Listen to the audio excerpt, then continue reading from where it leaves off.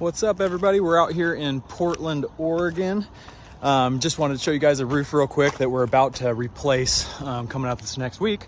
They've got this old 3-tap shingle on here right now, and we're getting all the material list all set to get this one going for a full roof replacement, which is awesome. A couple things on this that I wanted to show everybody.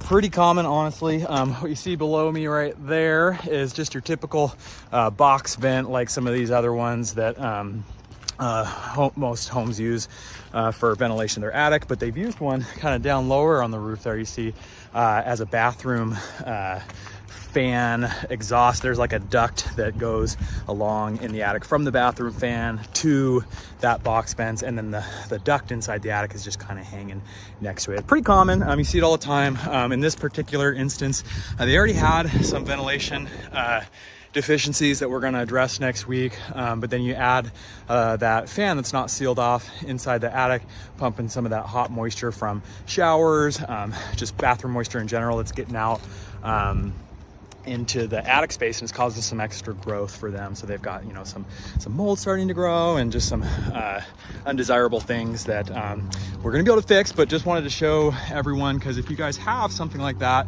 if you poke up in your attic and shine a light up there and you see a duct, even if you're not ready for a full roof replacement right yet, like this one is, this roof is old enough, but it might be something that you just want to address. Just a simple duct, and you can get them from your local hardware store.